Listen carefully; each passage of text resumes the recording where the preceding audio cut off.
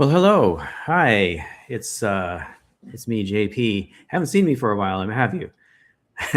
It's nice to be back. And once again, I'm coming to you around Christmas time. I just realized that I did a reading of my script from Reinventing Christmas last year about this time, and that was a script from a video that we had done.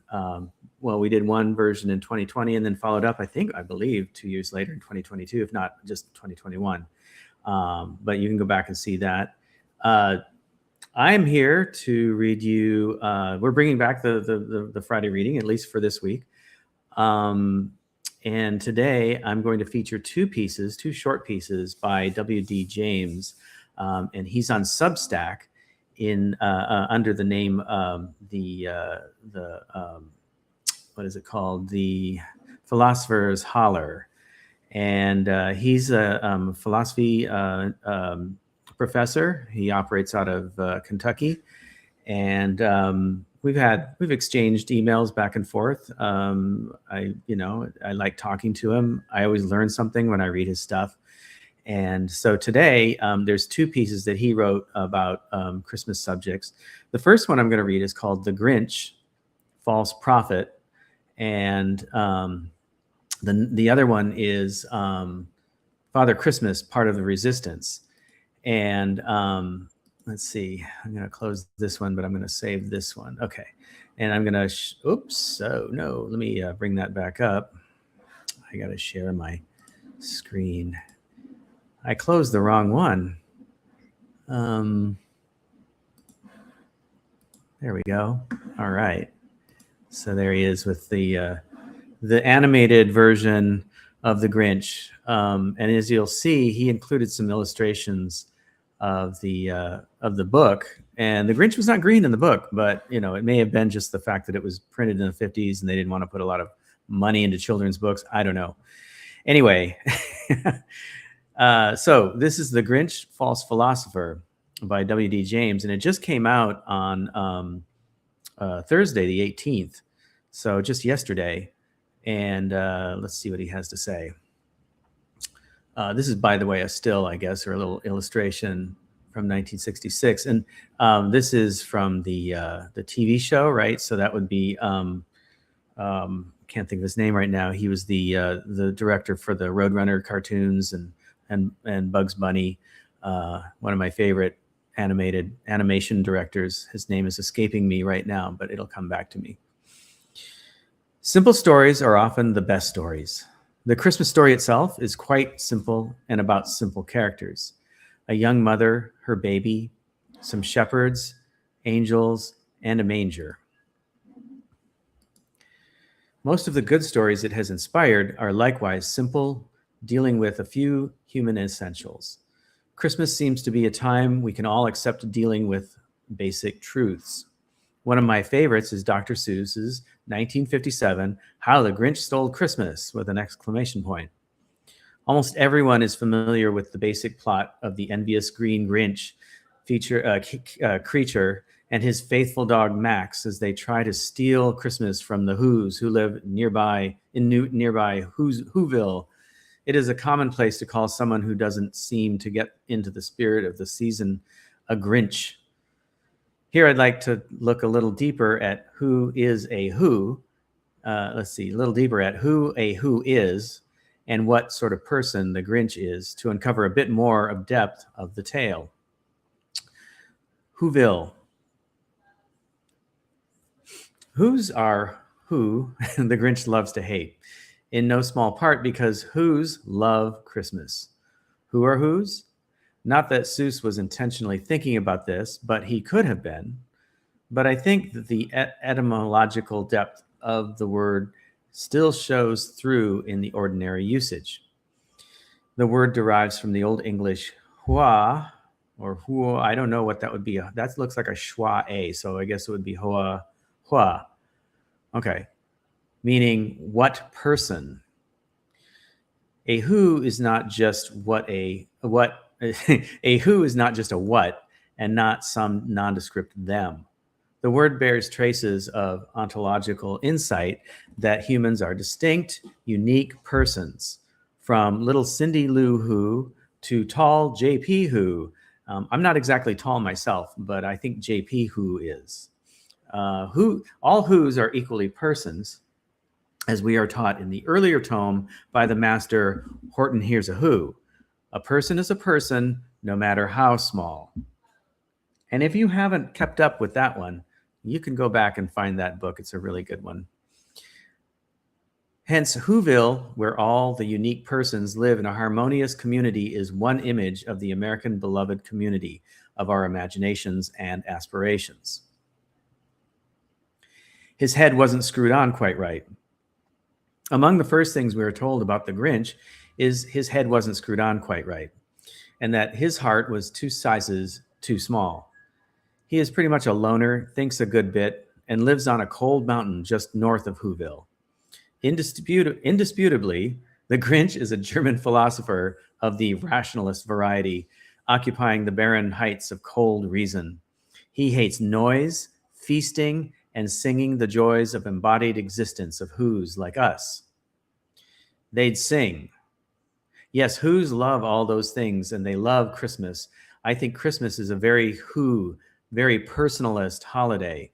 It's quite important that the baby Jesus is not some archetype. He's a fragile little person born to humble parents in a very particular place. They are there so that they, okay, let me back up. Talking about Jesus and his parents. He's born to humble parents in a very particular place. They are there so they may be taxed. God and the tax man care about us as individual persons. I think archetypes have some sort of tax loophole. Of the many joys of the Whos, it is the singing.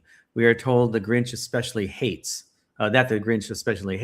Singing represents individual persons carried along into community through expression of beauty that sounds rather fancy and rare, but we can all sing together whenever we like utopia. The kingdom is within you at hand. When within you and at hand. I am having a hard time reading today, so my apologies. Here's the illustration from the book, and it's signed Dr. Seuss. So as you can see, like I mentioned, he's not illustrated as being green, but his eyes are red. Santa Claus. To facilitate his plan to steal Christmas, the Grinch puts on a Santa Claus suit and dresses his dog Max as a reindeer. He is not only a fake Santa, he is an anti-Santa. He comes to take, not to give. Clearly, the Grinch does not get or believe in Christmas. He impersonates that which he does not believe in, or take away what he does not think exists. Let me reread that because I want that to land. He impersonates that which he does not believe in to take away what he does not think exists. As a person who has rubbed elbows with many academic philosophers, that sounds like a nearly perfect description to me. There are no shortage of shysters who will gladly destroy the few beliefs hard-won through millennia of their young pupils. Do they replace those with true wisdom, whose name they bear in their title philosopher, which equals lover of wisdom? No, they are quite adept at tearing down, but pitifully impecunious in their oh man, that's a word that's a $10 word, WD, but pitifully impecunious in the goods that they have to distribute. And as you can see here, he's taking the Who food, including the roast beast, out of their refrigerator. I like the little details that Dr. Seuss would put into his drawings, like this little fish that's in here that's kind of going, oh no, I mean, it's actually still got eyes and still alive, I guess. Let's bring that up. And this little image of a cake down here, like this little cake in a little, glass, cover to keep it fresh. And we got pickles in a bottle here. And then probably, I'm assuming, sausages and this sort of cutting device. And I love how the cans are stacked up and bottles and stuff. He really had a whimsical way with his illustrations, which I think is why he's so beloved. I like all the eggs up here too. And then it says, General Who Electric for the brand name of the refrigerator. That's cute. Okay, back to the reading. The Grinch takes the Who's presents, trees, food, and decorations, leaving only crumbs much too small for the other Who's mouses, not even for a mouse to subsist on. Rationalism. His puzzler was sore, having stolen their Christmas on their Christmas goodies. The Grinch expects to hear moans of boo-hoo echoing up from Whoville on Christmas morning, and he longs for it. The joy of miseries wrought. But what he hears instead is the merry singing rising up mountainside from the villagers below. How? With no presents. And then here we have the Who's singing, which they did a good job of recreating that on the cartoon. And then they do something he liked least of all. He hadn't stopped Christmas from coming. It came somehow or other. It came just the same. He just stood there, puzzling and puzzling, with his feet in the cold snow, until his puzzler was sore. Poor philosopher. It's all just puzzles, except it isn't. In addition to the deep lessons Seuss is seeking to teach us, he has a specific message about the commercialization of Christmas he is wishing to convey. We are all told in the lore of the sage's life that he was particularly distraught at this particular time by such commercialization.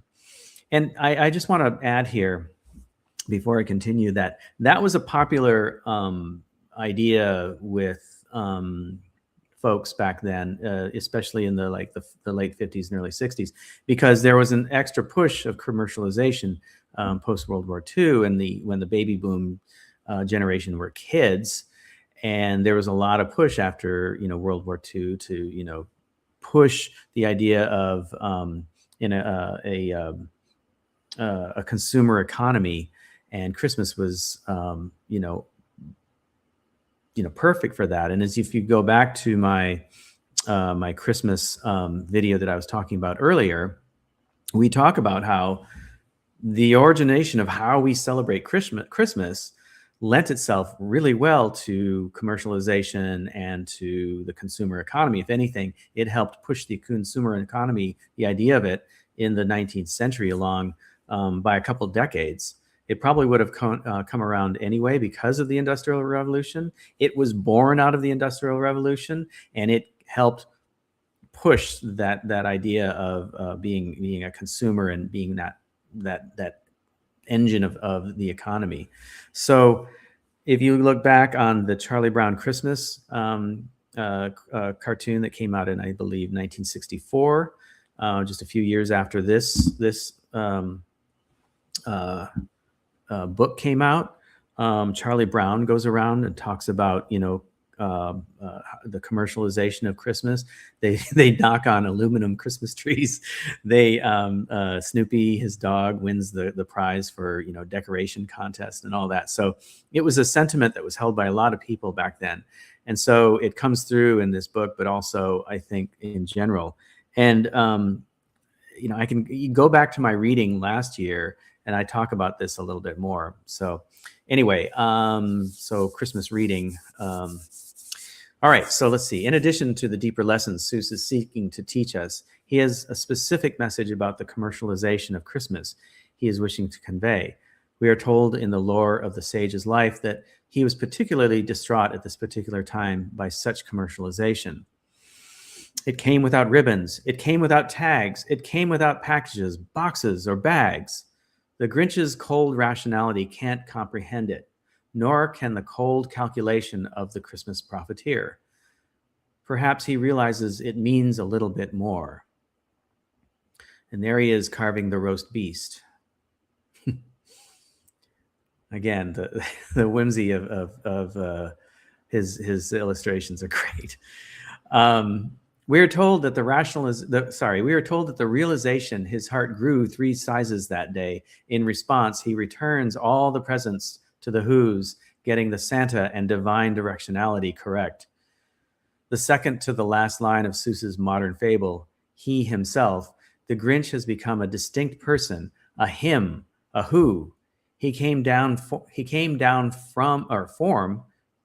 Oh no, he came down from his lonely mountain to the welcoming village. He has been transformed. His heart has grown, and perhaps his head is screwed on a little bit more right. He joins the community and participates in the sacred holiday ritual. The Grinch carved the roast beast. So ends the Seuss's story. May we all be a bit more whoish this holiday season and find some folks to be noisy with, feast with, and sing with. And this is, he says, this is one of my favorite film Christmas scenes from A White Christmas. Amongst the mechanized, impersonal slaughter of war, personal relationships develop, and Rosemary Clooney of Maysville, Kentucky, is one of the stars of the movie. Even people from Kentucky are Who's. It's also my daughter's favorite holiday film. I like it. It's not one of my favorite because it's a long movie, but it has some amazing scenes in it. One of my favorites is not this one, but the one where they're on the train going to, I believe, Maine from Florida, and they're singing in the club car, waiting for some sandwiches to be made. And they take a napkin and some items on the table and create like this sort of hilly seaside. And I think they take like parsley or something and make it look like trees on the hillside. It's amazing. And it's a song called Snow, where they say snow, snow, snow. Yeah. And anyway, that's a great scene. And then I also love the dance scene with, oh man, names are escaping me today. But I think, yeah, I forget the two actors that are in it, but it's he's wearing a gray suit and she's wearing a dress, and it's after the sisters do one of their performances. And anyway, it's a great dance scene. This particular scene is cool too because he says it's their whiz bang finish or something like that after the general shows up, and they do this great version of White Christmas. Okay, so I want to say something else about the Grinch here. So the thing about the Grinch is, Julie has been talking a lot about the narcissistic personality. And I believe the Grinch sort of fits in with that too, where, he sees something that he doesn't like and he wants to destroy it. And that is basically the narcissist. The Who's basically ignore him until he comes around. Now it's really unlikely in real life. This is a book, and it's a sweet book, and I don't want to dissect it too much because I think W.D. James did a great job here talking about it from a philosophy point of view. But I think in the context of our current situation in the world, after social media has basically decimated our society, despite the fact that I'm coming to you over a social media platform or platforms, I think that the narcissistic personality has become a lot more prevalent in our society, and they're out to destroy people and things and ideas and concepts and what have you, that they either don't agree with, or they just can't stand, or it has nothing to do with them, and they don't like it. They don't want it to be around. They'll destroy people and their lives just because they can. So I think that, if you look at the Grinch before his transformation, that he was the narcissist, and I think you can, this kind of reflects or shadows the whole idea of like the Scrooge story, where Scrooge finds redemption. And but I always find that Scrooge's redemption is a lot more hollow than the Grinch's. I think the Grinch, even though they're pretty much the same, they go have dinner with their family or their community. They go do these things, and it's said that he takes care of Tiny Tim and takes care of his community and all that. I'm less convinced by these transformations, especially if you look at them as archetypes, and now in our world with the psychopathic and narcissistic personality traits that are going on, that this is going to start happening less. At the same time, now that I live in a community that is about community events, and it's a smaller community than I used to live in, I feel like, there is room for us to improve. So I'm hoping that things start turning around and that people start realizing that what we've been doing for the last decade or two has, and probably more, probably since World War II, has been a trajectory of impersonality, of taking away what's good, taking away us as people, and returning to us as people, and returning to the idea that magic is in the world, and that we possess it, and that it's not something to be fantasized or belittled, and that we have a capacity far greater than what we've been led to believe we have. Okay, so that said, I'm going to come back here and hide this one, and I'm going to show this one. This is Father Christmas is Part of the Resistance, and I like this piece too. I read this morning. I didn't read it last year when it came out, or I may have, but I don't remember. But it's linked to the Grinch, the Grinch one at the bottom. I'll provide the links to both of these, and WD has a third one that's also, I didn't read it this morning. I plan to, but I felt like these two would be nice little bookends of Christmas content for you. Yeah, how impersonal content. Okay, Father Christmas is part of the resistance.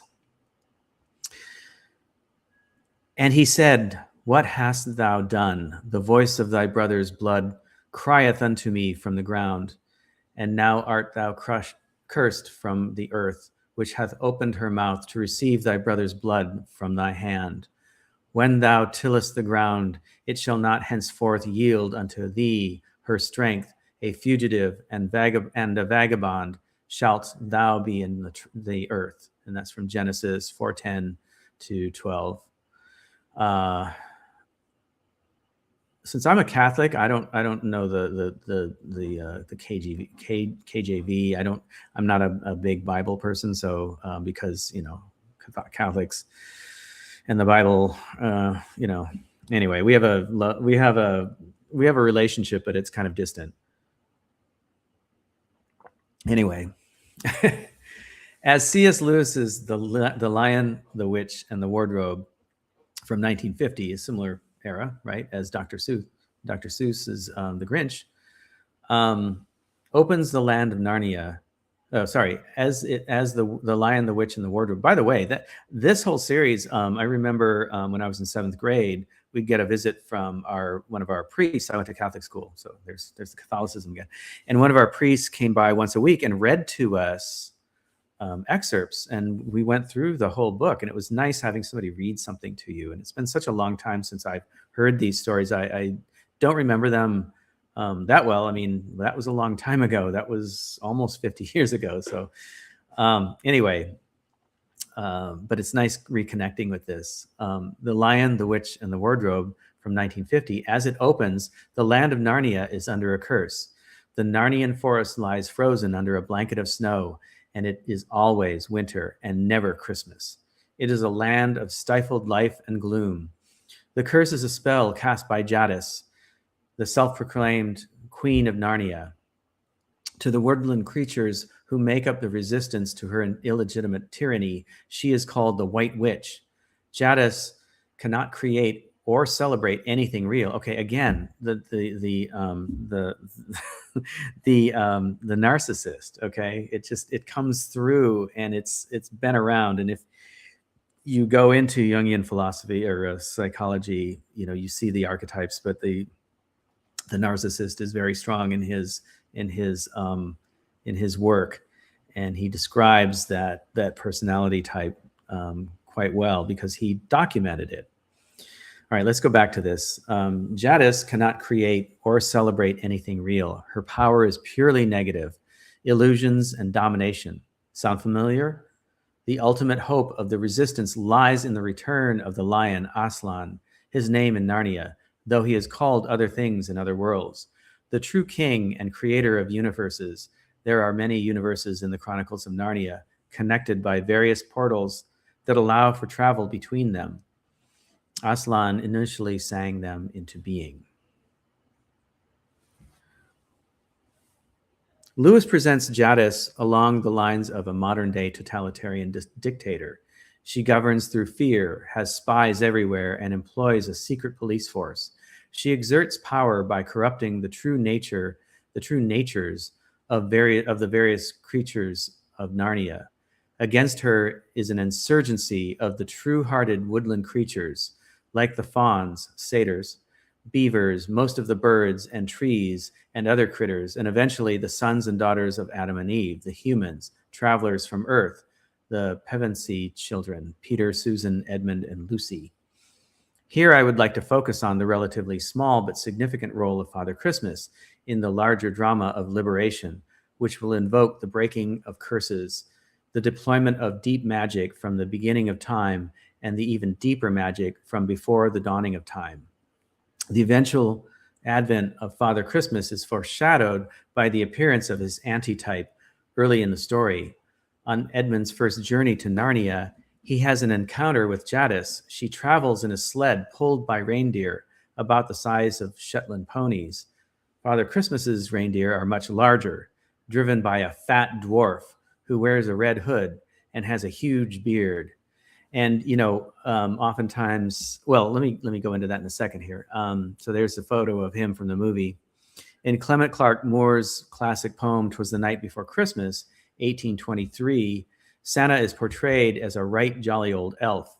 In Germanic folklore, elves and dwarves have some things in common, but though the evidence is mixed in the early Eddas, dwarves are, if not grasping, at least reluctant to share their trade of objects of finely crafted metalwork. Plus, they live underground, which is not as cool as living amongst the forests and glens as elves do. So Jadis is driven, and I don't know if it's Jadis or Jadis, it might be Jadis, Jadis, it could be Jadis, is driven around by a stubby, selfish little Santa anti-type, with her being drawn behind in the sleigh. This little guy is the harbinger of malevolence and despair. I think about when he talks about this character, I think of the Krampus character that also comes from German folklore. And when we were living in Pittsburgh, they actually had a Krampus Day, which is, I believe, it was like early in December, like I want to say, the 8th or the 13th, and St. Nicholas's feast day is around there too. So I don't know if it had anything to do with that, but because of all, the Germans and Eastern Europeans that came to Pennsylvania, but specifically to Pittsburgh to work, I think those tales and that lore still exists to this day, even, which is something that is kind of sweet. One of the only sweet things about Pittsburgh that's left, although there's a strong culture of Ukrainians and Slavic people and Germanic people as well that still exist amongst the denizens of Pittsburgh. The other sweet thing is that also at Christmas they have a very lovely, something that I still miss, Julie and I both miss, is their lovely little Christmas or holiday season market square, which looks like a little German village, the kind of thing that Julie actually encountered in Germany when she was visiting there. So it had a sense of authenticity about it that was very sweet and lovely to be around. So we liked that, and we missed that at this time of year. The other thing I want to say, when he mentions, when WD mentions Clement Clarke Moore's poem, which is also featured in our video about Christmas, the Reinventing Christmas, that's the name of it, Reinventing Christmas. We talk about this poem and how it was the template for what we now think of as Santa Claus. But originally he was, like he said, he was portrayed as a right jolly old elf. And in the early illustrations of Santa Claus, he was depicted in a way that he was working class. So he wasn't a regal figure back then.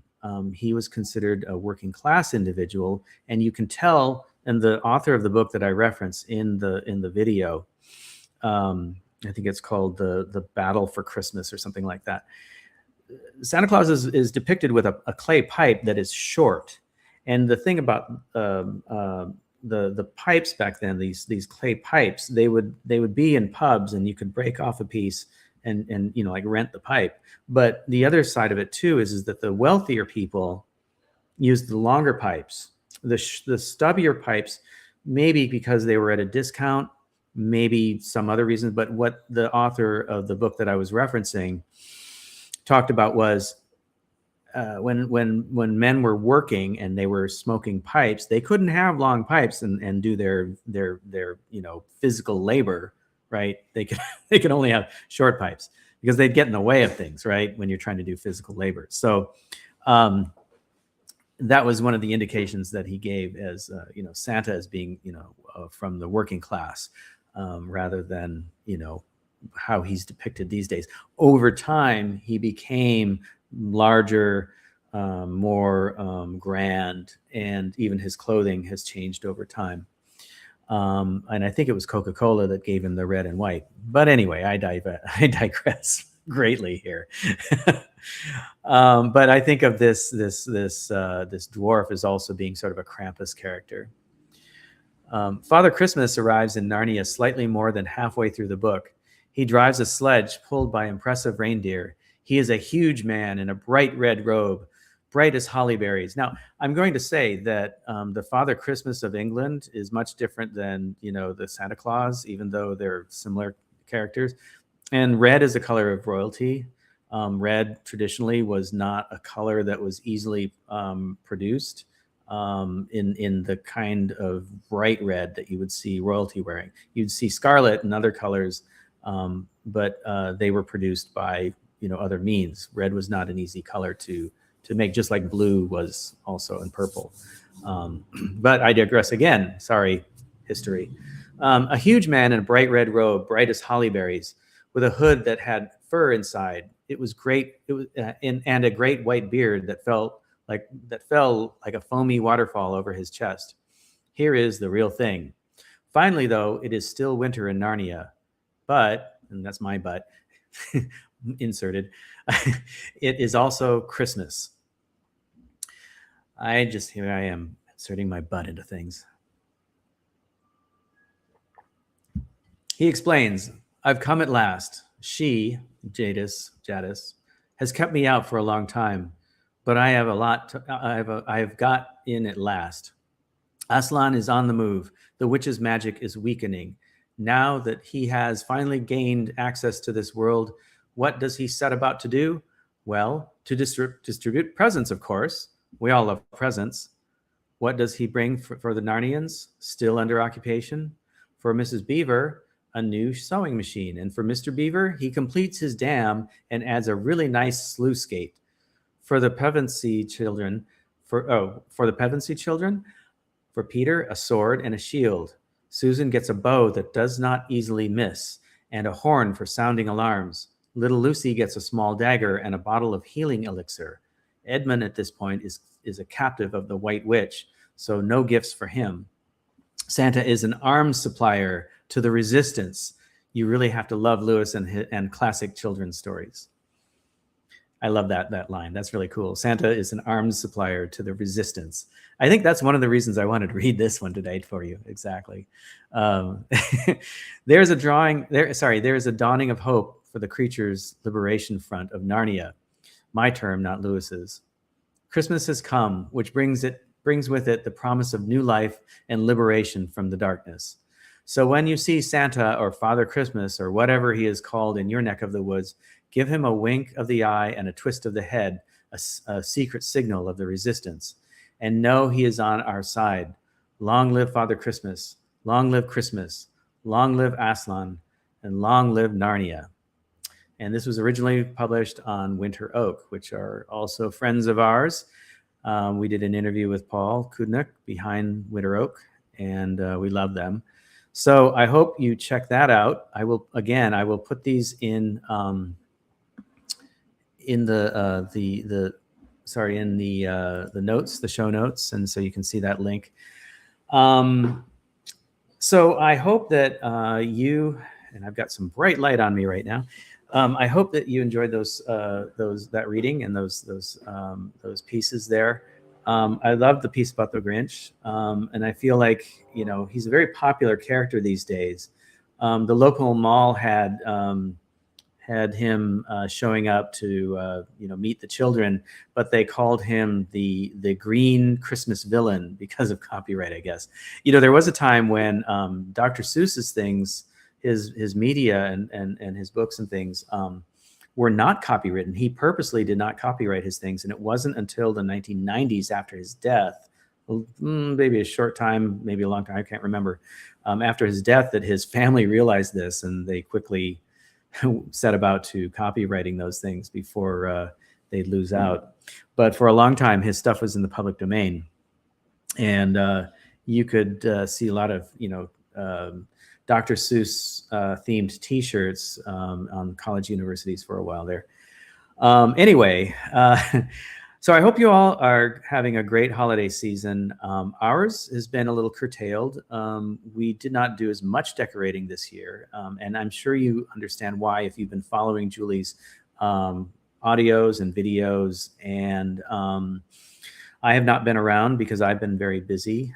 And this is a time when we both like to kind of relax, but we seem to find ourselves in a community that's hell-bent on making sure that we all celebrate together. So tonight we're going to go to a lighting, or what is it? It's a lighting of Main Street, which is not called Main Street. We have a Main Street, but that's not it.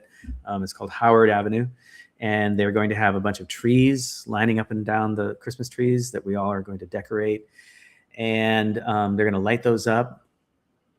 And actually, we're decorating them the night before, so on Thursday. They're going to light up the trees and the avenue. And then there's going to be, because this is the South Coast, the southern Mississippi nearby New Orleans, where Mardi Gras isn't far behind Christmas. Christmas always has an eye on Mardi Gras, I have to say. We actually have beads on our Christmas tree, a la New Orleans Mardi Gras. So we're going to have the Santa Gras parade. So it's going to be, because this is a small town on the coast, it's going to involve golf carts, because it has to. So it's going to be kind of I don't know if it's going to be like a second line. I've never seen this parade. It's new this year, so I don't know if it's going to be like a carnival parade. I'm sure they're going to be throwing beads. They've got to throw beads. It's a parade in the Mississippi Gulf Coast, so they got to throw beads. So we'll come home with some more beads tonight. And anyway, so we're going to do that. And there's stuff going on tomorrow, on Saturday, and there's stuff going on Sunday. We're going to go to a concert at our local Catholic church, and which is also, I guess, the place of the bishop. So it's our cathedral. And and then it's like the march is on to Christmas. So Monday is the day before the first Monday before Christmas. So anyway, I'm babbling now, but I hope you all have a great season. I hope you are able to see friends and family if you so choose.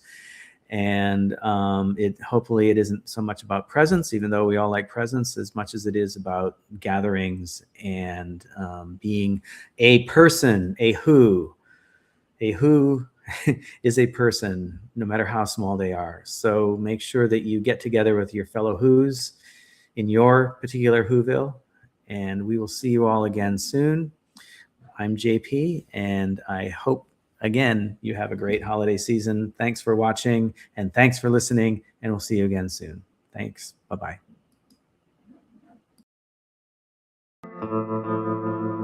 You can help us continue our work by becoming a patron at patreon.com/Book of Hours, or leave us a one-time donation at paypal.me/Book of Hours. Or you can use Cash App. Thank you.